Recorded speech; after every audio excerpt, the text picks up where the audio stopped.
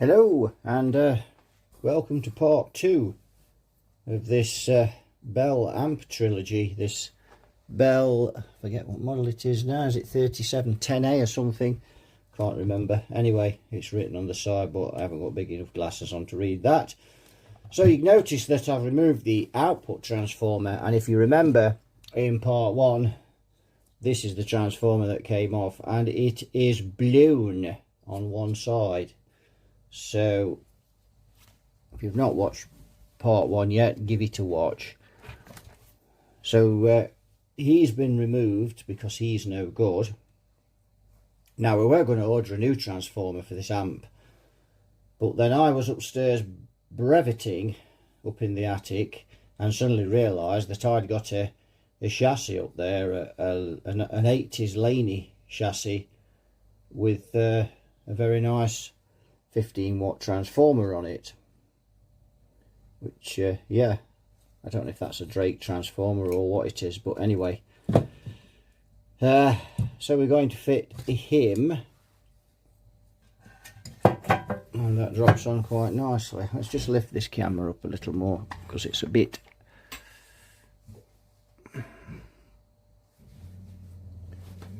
be quiet, henchman Dregs. My dog Shaft, but he is known as henchman Dregs when he's on patrol, and he is on patrol at the minute, and the window's open because it's so hot. Someone has walked down his street and he doesn't like it.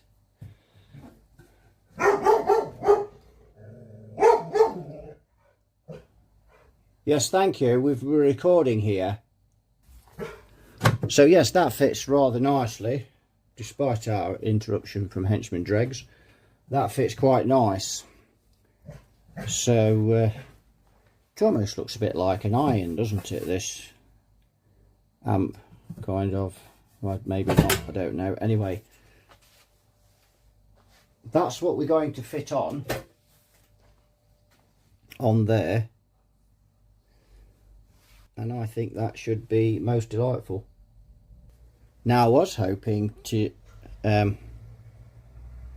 used the power transformer off this chassis, and if anybody's wondering why I haven't, because there is a transformer on that chassis, and obviously it runs to, this is 8K primary, so it runs to 6V6s, is because it's a drop through, not a stand up, and there's no way that I'm cutting holes out for that. So because obviously that transformer would be 250 volts, not 110, so the customer wouldn't need a step down transformer on this amp. But anyway, we've got the output transformer, so what we're going to do is we're going to get this amp, we're going to fit that, and we're going to get this amp up and running.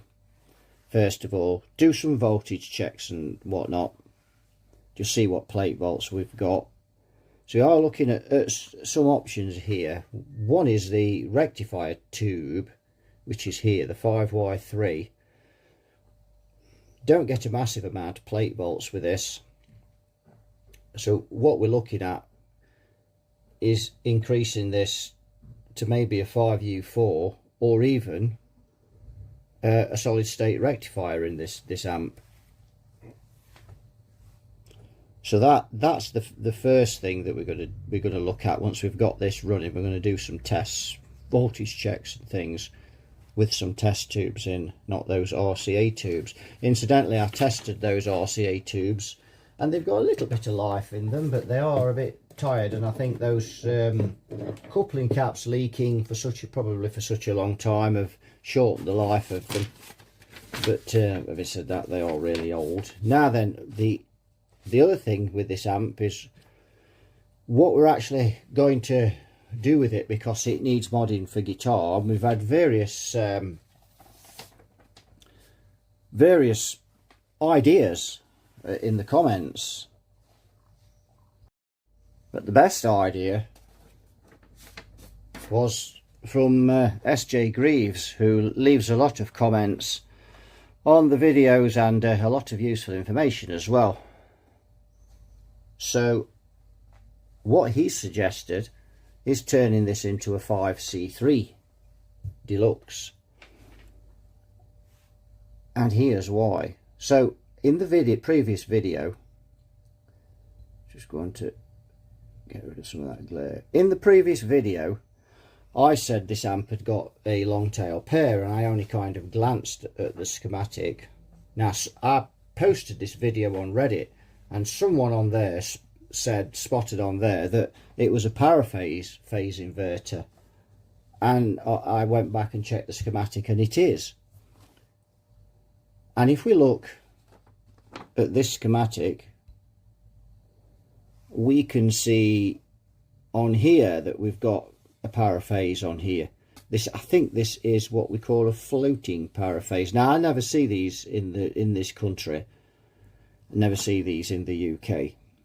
And I when I looked at this again, I looked and I thought, that's not a long tail pair. So I actually went back and checked through some of my tutorial books, and indeed, and I'll show you which book it is. I can't remember the title of it, so I'll have to grab it. This book is what I use for reference, especially for American amps, because quite often, as I say, we don't see this type of stuff. Right, excuse the fan going there. It's absolutely baking hot in here. So I've got the transformer on, and you can see the bolts here where I've bolted him up, and I've wired it in. I've just tacked it in because, well, for a start, the centre tap goes on this cap here and it's being ripped out, so there's no sense in going mad soldering that up properly, so it's just tacked on. This is purely for testing purposes. And then I've tacked on here with that plate because the red wire, I've had to extend the wires as well because they just weren't long enough. So we've got some triple heat shrink on there, on those, so a lot of voltage on them. So that's tacked on because this resistor here has got to go, because we have got to alter this power supply. There, we just tap manual focus because it's so here is 4.7 meg. We'll have a look at that on the schematic in a minute. So we have got to alter this power supply, but that's no big deal. So what we're going to do now is just run this up and see if it just check the voltages and things. Now, I've got no tubes in it at the moment, so I'm just going to switch it on without the tubes. We've had this running, so we know there's no other issues. We've just swapped the transformer, that's all, to switch on. And just make sure we're on there. We need to be careful as well, of course, because, so let's see what we've got. Oh, I've not got the rectifier tube in, have I? Duh, go and get that. Right, I've got the rectifier tube in.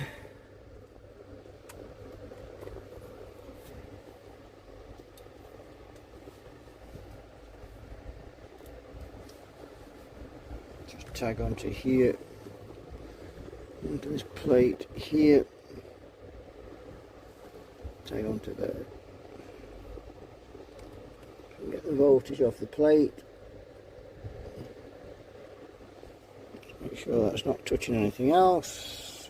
Off we go. There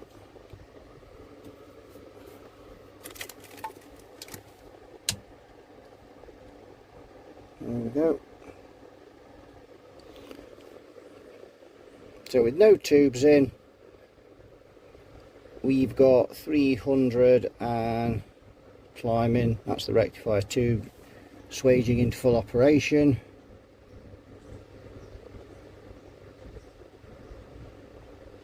$380, $390, so that's good for 400, nearly 400 volts, so that's plenty. So now we're going to load it up with the tubes. Right, we're going to use these tubes. I'm not putting the RCAs in while I'm testing this and doing. And notice we're monitoring the voltage all the time, because whenever you run an amp up and you don't have the tubes in, there'll be no power, no wattage to dissipate that voltage that's in there to get rid of it, and it tends to just sit in the capacitors. But they've gone down pretty quick, so always check, because you will get a belt if you put your hand in there. Yep, so that's the 6SJ7. Just looking, make sure you get it in the right one. But we've got the plate resistors on there, and also we've got this 4.7 meg going to it as well, which is what's feeding it. It's a ridiculous thing to do. As someone pointed, I think as someone pointed out, I think it was Gooden that pointed that out, but it is a ridiculous thing. Right, let me just check this hasn't got moved again. No. Right, I'm going to turn the fan off and swelter for a little so we can hear what's going on, and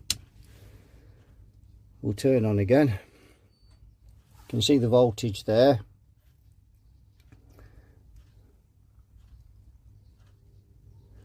You can see it going down as the amp comes up. Now I may have those the back to front, that's another reason not to fasten the plates on. We may have them out of phase, and we have got them out of phase, I think.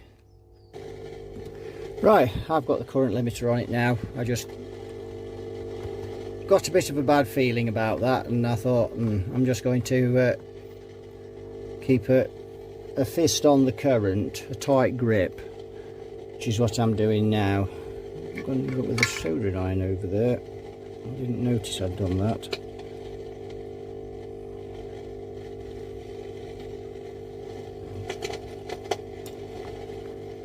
So I thought I'd got those out of phase, but in actual fact it was the meter that it didn't like on the plate there, so I've removed it, and we're now monitoring the volts from the centre tap.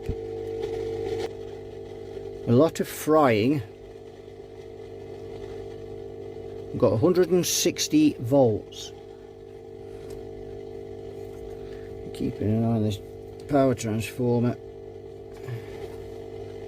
Got 140 watts of bulbs in, and if I just squirm the camera around and just go up a bit, you can see the bulbs there, so only glowing very slightly. A lot of stuff crammed onto this bench, what with the fan and everything, but we're just all the other benches are full. So let's go up on the bulbs a bit more.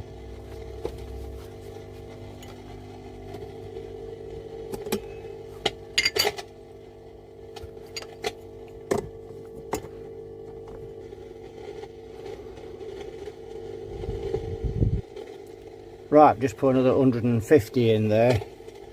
I've got Sam and Linda on the job. Sam's already in there. 180. Don't seem to have a lot of plate volts. We don't. A lot of interference. Can I get this 100 watt bulb out of here without burning myself? Let's go for the left hand, because the skin's harder on that. Yes, I've got that out. Let's put the Linda in there. So I've got 300 watts of current limiting now, and the voltage doesn't seem to be very good, does it? This is why there does seem to be a strange smell coming out of that transformer. I wonder if that capacitor is starting to short in there, and maybe that's what's popped our tube, our output transformer. But the bulbs aren't lit, but they are warm. But that's all we've got. Let's just, yes, there's something not right there. Yes, let's shut down. Definitely something not right. I've got the current limiter. Something's awry there. Oh well, still we won't get to plug a guitar into this. So the reason we know that is that if we look at the volts without the tubes in, having said that, if the cap was shorted, I would expect to see low voltage there as well, low HT voltage without the tubes in, but we didn't, did we? It just seems to be when the tubes are in. So unless that transformer for some reason just doesn't have enough go in it, it has been swapped after all. And I'm just looking at that label on there now, and I don't see any, but something's not right somewhere. Either something isn't wired up correctly, but as I say, if the caps were short, you would expect there to have been low plate volts. Even with the tubes out, you've got short, so you'd have current, but we got no current with the tubes out. So I don't think it's the capacitors. I think that was just an outburst of waffle. Dear. Something's not right. We could try, unless that 5Y3's a bit tired, or it's got a problem, could try a solid state rectifier in it. Right, so now we've got a solid state recce in there, and you can see we've got quite a lot of volts now. I've got 150 watt bulb in there at the minute,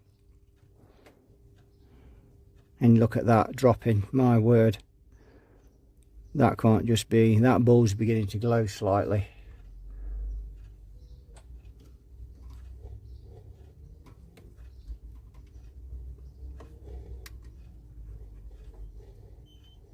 Something's not right, and I think it's something to do with that transformer. Settled at that now. Let's just so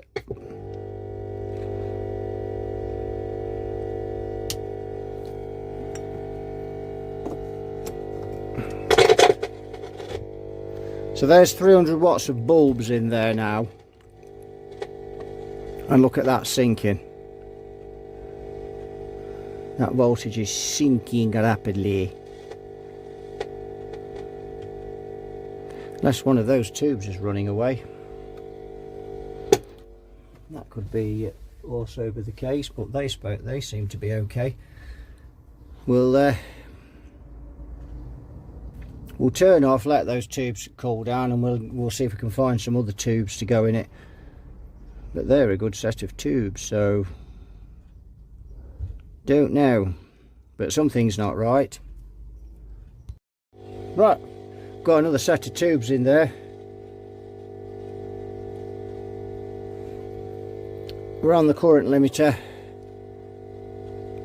and we've got 267 now. Let's flick the current limiter off.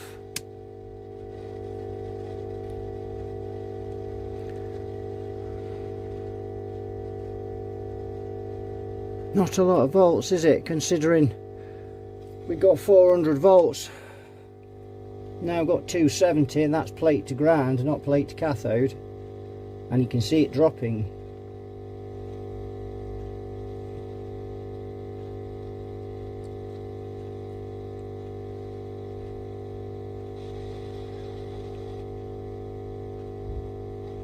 $267 hanging in there at. Just go back on the bulbs. It's not actually dropped down that much on the bulbs.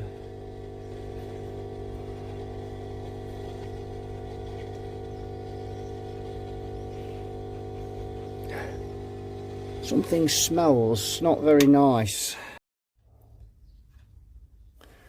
Right, so I think that's probably as far as we're going to be able to go with that, given that we might as well just wait till the other cap comes now and just rip that out. I was hoping we were just going to, I mean, it's running now. I was hoping we were just going to get some bias readings and bits and bobs, but not a very reliable voltage. That's a lot of drop. I'd expect to see 300 there, really, with that sort of drop at least 3, even on the solid state rectifier, even on the 5Y3, I'd expect to see 300 volts, but I'd expect to see more on a solid state. So I think yeah, so what we'll do is we'll get the schematic now, we'll have a look and we'll decide what we're going to do with this amp. Some of the most obvious things. So now we've only got one tapping now on the transformer, which is 8 ohms, but the customer's fine with that. So if we look at this back, we've got this here, and we've somebody added this in there, and they've pot riveted it in, and you can see it's, I don't know if we can get a shot of that, but if we look, you can see it's a bit swagey. So we're going to remove that. All of that can go now, and this socket here can go. And what we'll do is we'll plate this, and we'll put some sockets on the back. So that's all going. So we're going to get rid of that. Let's just lift this up a bit higher. So that cap's coming out there, and we've got a cap coming for that, and we've also got a 25mm bracket coming for that as well. So that will be a result. We need to rewire this power cable. That's no big deal. If this transformer's tainted, mind you, we should probably be rewiring it again when we find another. And I've got power transformers, but they're all drop throughs. I've got a transformer from a Fender Blues Junior, which would be absolutely perfect for this. And obviously it's 240 volts, but it's, again, I've got to be cutting all the chassis out, and I'm just rubbish at stuff like that. But we'll see how we go. Might get my neighbour to do it. He's quite good with joinery and metal work. He's got to be changed, but again, we know he's not a problem. So what we need to be doing now is finding out how close this 5C3 schematic is to this paraphase on here. Remember, we've got a floating paraphase on that. So we'll get both of the schematics together and have a look at those. On you two, give it to me. Right, let's get this.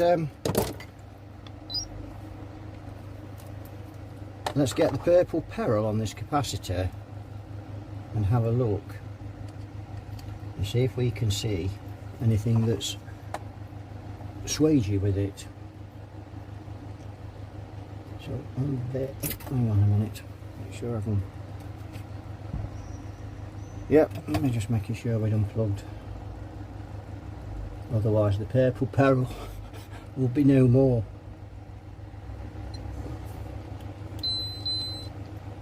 Well, that says 29 microfarad at no ESR. I'm sure we tested these last time, did we? I don't know. I'm testing them again. 28.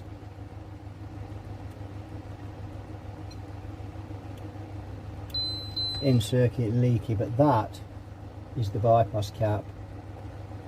I think, yes, it is in 8, the cathode. So it tests okay, doesn't it? But there has been a lot of bodgery in here, and you can clearly see that there's, I mean, look at this. There's just bits flaking off that and all sorts. You know, this. Yes, Billy Bodger has definitely been in here. It sticks out like Peter Morrow's camper van.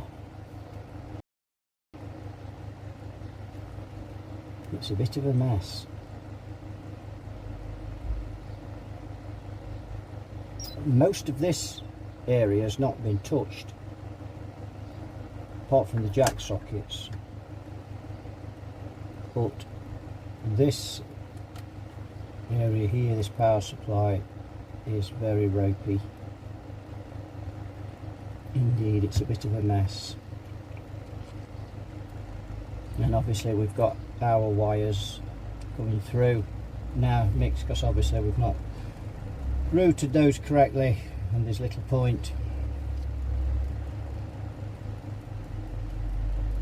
I'm still a bit concerned about that transformer. Let's have a look at let's have a look at some impedance readings. 270 ohms on there.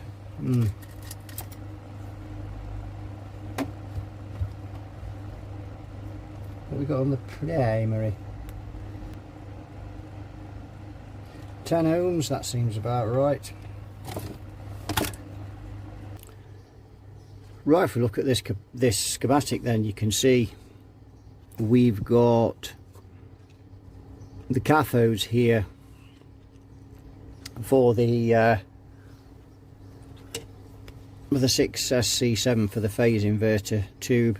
We've got the cathode resistor here, we've got a bypass cap on there, 2500 ohms. So if we look at our original schematic, which we presume is the same, we'll have to have a delve inside. We've got the cathodes here, we've got 2.2k and no cathode resistor, so I'll probably just leave that and put cathode resistor across it, assuming it is 2.2k in the amp. Plate resistors are 270, going to the plates there and there. On this 5C3 we've got negative feedback here coming from the speaker. Got 1 meg resistor, 1 meg. Got the grid from the other half of the 6SC7. This half is carrying the signal from the preamp tubes. Up here, we've got this grid up here connected to the other side of that 1 meg. Then we've got a 25k and a 250k here. Bit odd, but yeah. There's we've already changed those 0.047s, 47 nanofarad. We've already changed those. We had to change those because there was DC leaking on the grids, so we've done that pretty easy. We've got a 250 ohm cathode resistor and a 25 microfarad bypass cap, and on here we've got a 200 ohm resistor there and a 50 microfarad bypass cap, but that's in the can, so that'll disappear when we rip the can off. So we'll just put a 25 over that 200. We may need to change that if things aren't going well with the bias, but I would have thought that was too big rather than too small. So this phase inverter, you can see, is pretty primitive. If we look, it's very basic, should I say. We've got a couple of 470k resistors here, grid leaks. We've got a 22k there to ground, and that's about it. Where here we've got the 1 meg coming from the negative feedback, then we've got 1 meg, 25k, and then the 250k here. So not a lot of work to convert it to this, really. I mean, we've just got an extra 1, 2, 3 resistors there and a bypass cap on the cathodes. We've got 250k, let's say, plate resistors on here. We've got 270 on here, I do believe. Yes, we have 270, so we just leave those. That's near enough. I don't think that transformer's right for this amp. I wonder if that's come off something single-ended with, you know, only one tube. Something's not right. But until we get this thing recapped and all this cleaned up and the power supply rewired, let's have a look at that power supply again. I think we looked at it last time, but not in such detail. So we've got the power supply here coming in. There's the 3 there, and you can see it's coming off of here, which would be pin 8, and we've got 20 microfarad, 20 microfarad, and we've got a 400 ohm resistor in between those. So then this comes up here. There's the center tap. You can see, just get a bit closer. Oh dear. There's the center tap.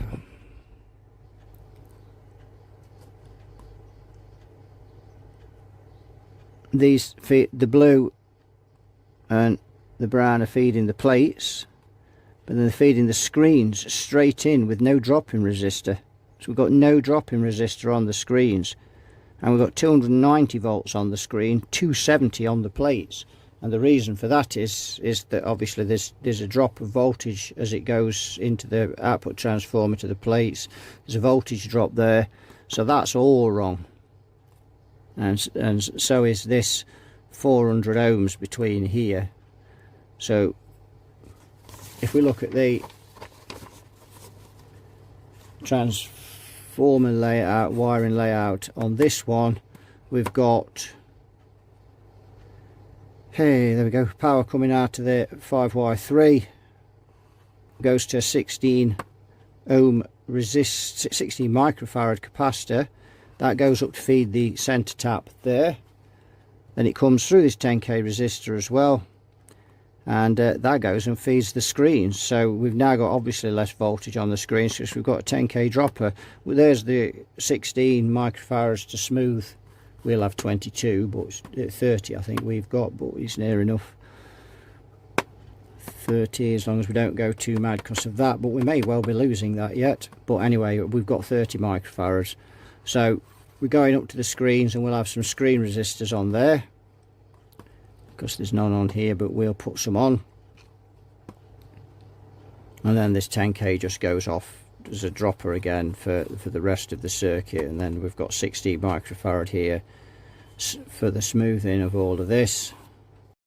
Right, well, we might as well start stripping this down then.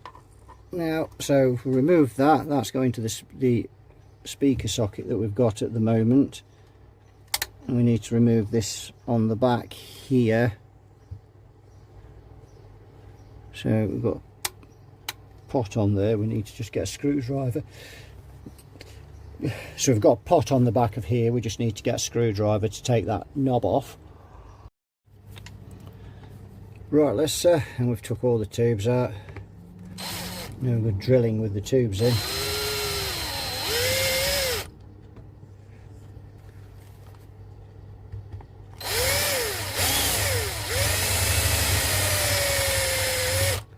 There we go. Don't really have a requirement for that anymore, so there's no point it being on there. There we go. That's sorted it out. So that's that removed, because we don't want that. This one, and we've got the rivets on the other side, so it's always a pig to get the drill into these. Right, you can see we've got those out, so we're going to get these out as well, because we don't need these. They're not very good sockets either, so I'm going to lose those. So we'll plate these and put the speaker sockets on there.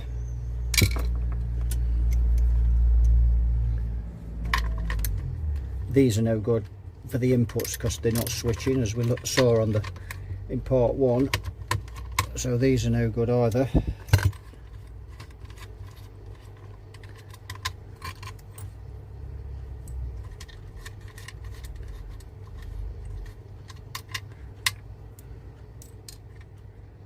There.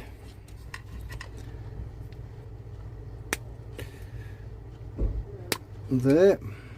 Got rid of those. So we'll just get rid of anything that we don't want. We don't want that capacitor, so he can come out.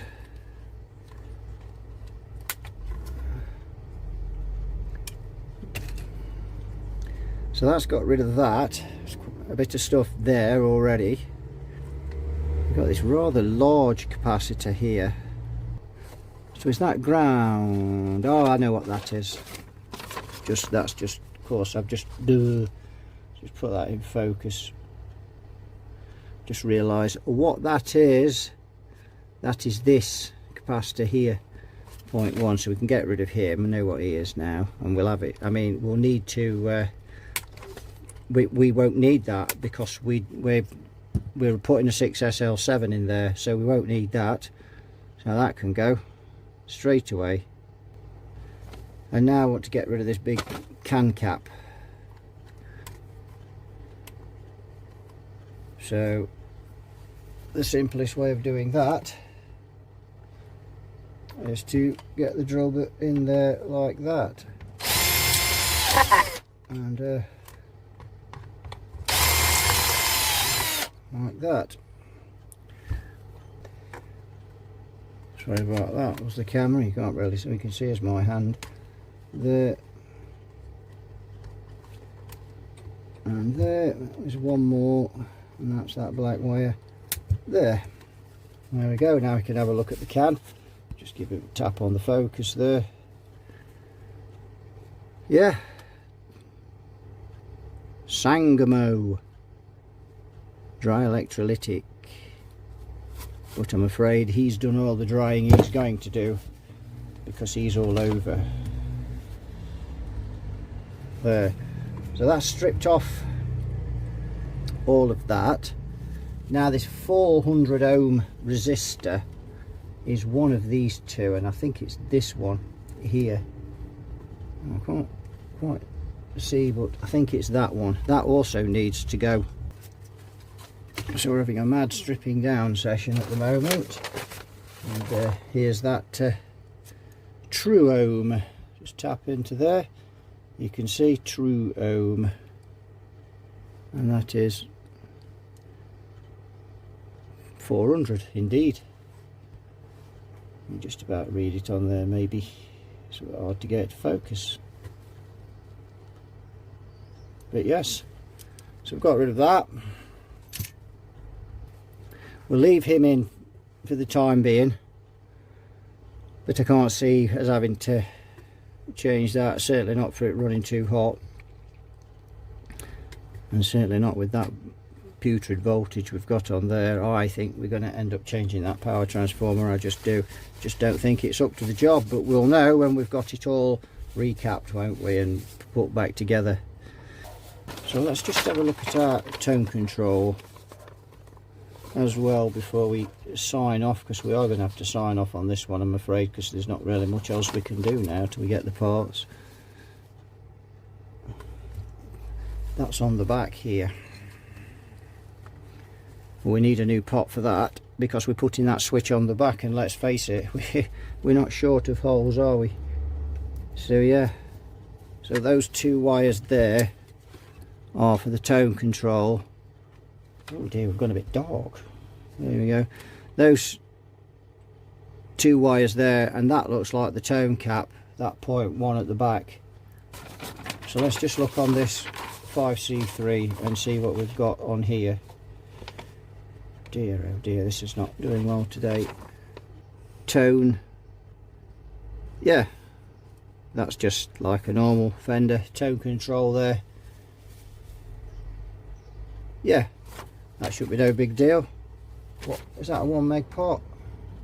1 meg, I think that's 470k, 500k. It should be alright. As I say, we're changing that anyway, so we can get a 1 meg pot for that, can't we? So that's not a problem. So that's okay. And we'll just use the other one of these as a master volume. Dear, why does it keep going dark like that? Really 007. Right, so now we've got everything cleared out, and we've got the back here. So the speaker sockets are going there. We're going to drill a hole there for the power switch because it's on this thing here. We're going to lose that pot altogether, and we're going to put in a 1 meg pot, and that'll be for the tone control on here. And if we look on our schematic, if we just tap that to get it to stop, so there's the tone control there. So we've got our space for that. We've got a volume here and a volume here, but do we really need 3 inputs? Obviously that one's is going to one triode, those two are using the other triode of that too. We're using a 6SL7 as well. So the cathodes won't be joined on this on a 6SL7. They're joined inside the tube on a 6SC. So we could make one of these cathode biased and just make that the standard Fender 5C3. So there's an idea. Now we did want to put a master volume on this as well. So we've got 3 inputs here. Again, looking at that, I don't see why. If we look at this, these just look like the same, so we could snaffle one of those off there, just have the one. Don't see the point in having both of those. So we could have 2 inputs here. One could be cathode biased, one could be, just tap that so it's brighter, one could be the original 5C3. We could have a master volume in here. We've got no room on the front, but then we've got a volume. If we look at the front here, we've got a volume here and here, and then the tone control, and that's one volume for each channel.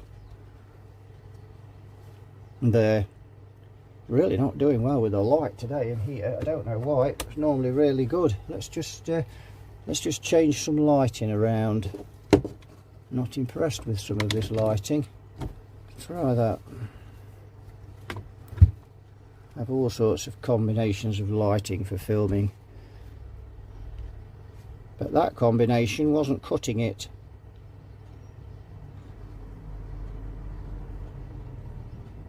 So yeah, that's yeah.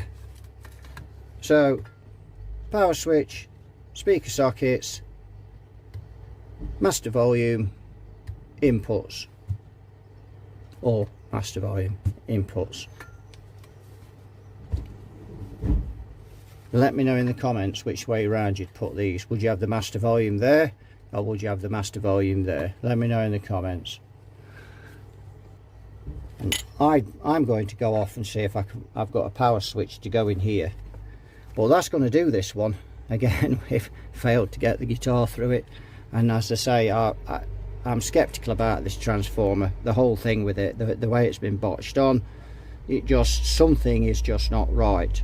The voltages don't make sense. 400 volts without the tubes in, and suddenly it's like 250 volts if you're lucky with, you know, with the tubes in. That to me is too big a drop, so something's not right. But anyway, so that'll do it for this one. So thanks for watching. You all take care, and I'll see you all in the next one. Bye bye for now.